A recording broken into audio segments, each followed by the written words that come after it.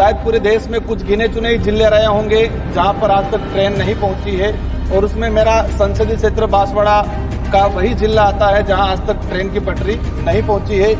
ये परियोजना 2012 में स्वीकृत हुआ था, आज 13 वर्ष होने आ गए, लेकिन आज भी कोई इसका भविष्य नहीं दिख रहा है। तो मुझे उम्मीद है कि इस 5 सालों के अंदर अति शीघ्र काम किया जाए और जिन लोगों को विस्थापित किया गया है या विस्थापित होना बाकी है, जिनको मुआवजा नहीं मिला है, तो राज्य सरकार से विशेष अपील करके 2012 के हिसाब से नहीं, वर्तमान जो समय की जो डीएलसी रेट है उस हिसाब से मुआवजा दिया जाए। और साथ ही जो लोग विस्थापित हो रहे हैं उनके लिए रेलवे में फ्री सेवा का पास का प्रावधान भी किया जाए। और डूंगरपुर रेलवे स्टेशन को लेकर पूर्व सांसद महोदय ने कई जनप्रतिनिधियों ने डिमांड की है कि उसका नामकरण बेल राजा डूंगर बरंडा के नाम से किया जाए।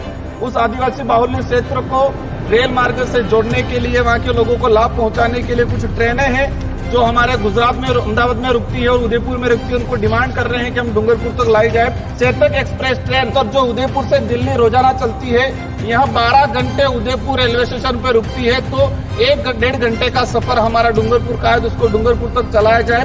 असरवा से जयपुर जो ट्रेन चल रही है, यात्री भार काफी है, तो हम चाहेंगे कि इसके लिए अतिरिक्त ट्रेन की सुविधा कराई जाए।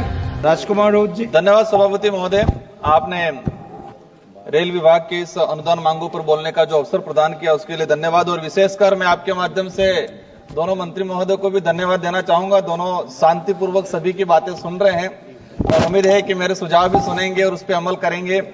माननीय सभापति महोदय, मेरा संसदीय क्षेत्र बांसवाड़ा डूंगरपुर और शायद पूरे देश में कुछ गिने चुने जिले रहे होंगे जहां पर आज तक ट्रेन नहीं पहुंची है, और उसमें मेरा संसदीय क्षेत्र बांसवाड़ा का वही जिला आता है जहां आज तक ट्रेन की पटरी नहीं पहुंची है।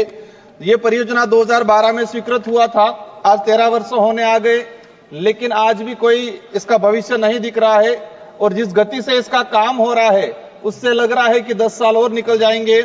तो मुझे उम्मीद है कि इन 5 सालों के अंदर अति शीघ्र काम किया जाए। और साथ ही विशेषकर डिमांड है कि जिन लोगों को विस्थापित किया गया है या विस्थापित होना बाकी है, जिनको मुआवजा नहीं मिला है, तो राज्य सरकार से विशेष अपील करके 2012 के हिसाब से नहीं, वर्तमान जो समय की जो डीएलसी रेट है उस हिसाब से मुआवजा दिया जाए।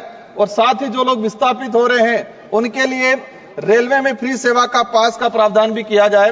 माननीय सभापति महोदय, रेलवे में 2 चीजें हमने देखी, एक जो ऑफिस रेस्ट हाउस बना रखे हैं और दूसरा जो एसी मतलब निरीक्षण कार जो बना रखी है, उसके तहत देखा गया है कि फिजूल खर्ची ज्यादा होती है। जब मैं उदयपुर से बैठता हूं तो वो निरीक्षण कार आती जाती रहती है महीने में 1-2 बार, और देखा गया है कि उसमें अधिकारी वर्ग निरीक्षण करने तो कम आते हैं और घूमने ज्यादा आते हैं। तो लगता है कि जनता का पैसे का दुरुपयोग हो रहा है।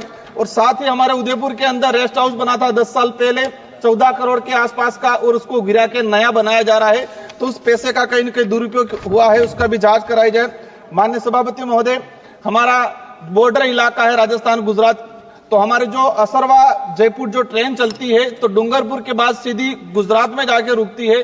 तो जो बिच्छीवाड़ा जो हमारा जो ब्लॉक है, वहां के जो रेलवे स्टेशन है, वहां नहीं रुकने की वजह से वहां के लोगों को गुजरात में जाके रुकना पड़ता है और दोबारा उनको वापस आना पड़ता है, कई परेशानियों का सामना करना पड़ता है। तो माननीय मंत्री महोदय से निवेदन है कि इसको रेलवे स्टेशन पे रोका जाए, बिच्छीवाड़ा असरवा जो जयपुर रेल है उसको बिच्छीवाड़ा रोका जाए। साथ ही बिच्छीवाड़ा डूंगरपुर जो सड़क है वहां पर ओवर अंडर ब्रिज बनाया जाए, लंबे समय से डिमांड चल रही है। और डूंगरपुर रेलवे स्टेशन को लेकर पूर्व सांसद महोदय ने कई जनप्रतिनिधियों ने डिमांड की है कि उसका नामकरण बेल राजा डूंगर बरंडा के नाम से किया जाए। मैं मंत्री महोदय को धन्यवाद देना चाहूंगा कि मैंने उदयपुर असरवा वंदे भारत ट्रेन का डूंगरपुर स्टेशन पर रोकने के लिए डिमांड किया था और आपने मुझे आश्वस्त किया है, उसके लिए मैं धन्यवाद देना चाहूंगा। विशेष करके हमारी कुछ डिमांडें हैं, उस आदिवासी बाहुल्य क्षेत्र को रेल मार्ग से जोड़ने के लिए, वहां के लोगों को लाभ पहुंचाने के लिए कुछ ट्रेनें हैं जो हमारे गुजरात में, अहमदाबाद में रुकती है और उदयपुर में रुकती है। उनको डिमांड कर रहे हैं कि हम डूंगरपुर तक लाई जाए। लोक शक्ति एक्सप्रेस ट्रेन 22,927 और 22,928 यह ट्रेन प्रतिदिन मुंबई अहमदाबाद के बीच में चलती है। सुबह 4 बज के 20 मिनट मुंबई से अहमदाबाद पहुंचती है, जिसके बाद यहां रात्रि 8:45 पर मुंबई के लिए रवाना होती है। तो अहमदाबाद रेलवे स्टेशन पर यह 16 घंटा रुकती है, तो 16 घंटा रुकती है तो उसको उदयपुर तक लाया जाए। नवजीवन एक्सप्रेस अहमदाबाद से चेन्नई ट्रेन, वो भी अहमदाबाद के अंदर काफी लंबे समय तक रुकती है तो उसको उदयपुर तक लाया जाए। गुजरात मेल एक्सप्रेस ट्रेन 12,901, 12,902 यह ट्रेन प्रतिदिन मुंबई अहमदाबाद के बीच चलती है। प्रातः 5:50 बजे मुंबई से अहमदाबाद पहुंचने के पश्चात रात्रि 10:50 बजे मुंबई के लिए प्रस्थान करती है। मतलब वह 17 घंटे तक अहमदाबाद स्टेशन पे रुकती है। तो हम चाहेंगे उसको उदयपुर तक लाया जाए। चेतक एक्सप्रेस ट्रेन 2473 जो उदयपुर से दिल्ली रोजाना चलती है, यह 12 घंटे उदयपुर रेलवे स्टेशन पे रुकती है। तो 1-1.5 घंटे का सफर हमारा डूंगरपुर का है, तो उसको डूंगरपुर तक चलाया जाए।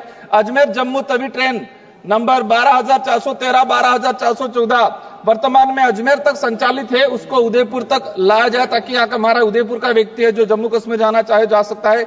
अजमेर चंडीगढ़ गरीब रथ 12,983 वर्तमान में चंडीगढ़ से अजमेर तक संचालित है, वहां पर भी रुकते, उसको उदयपुर तक लाया जाए। एक मिनट का रहा है।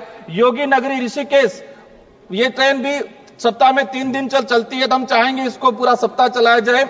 और साथ ही डूंगरपुर से हमारा दिल्ली का सीधा कनेक्शन नहीं है, तो या तो अहमदाबाद से यहां तक चलाया जाए या डूंगरपुर से दिल्ली के लिए ट्रेन सुविधा कराई जाए। असरवा से जयपुर जो ट्रेन चल रही है, यात्री भार काफी है, तो हम चाहेंगे कि इसके लिए अतिरिक्त ट्रेन की सुविधा कराई जाए। माननीय सभापति महोदय, मैं विशेषकर अनुरोध करना चाहूंगा, विशेष जो मांगे हैं, जो ट्रेनें आसपास रुकी रहती है, वही ट्रेन हमारे डूंगरपुर उदयपुर तक चलाया जाए, तो आदिवासी बाहुल्य क्षेत्र की जनता को उसका लाभ पहुंचेगा और जो बड़े शहर है उन बड़े शहर तक आसानी से पहुंचा जाएगा। धन्यवाद सभापति महोदय।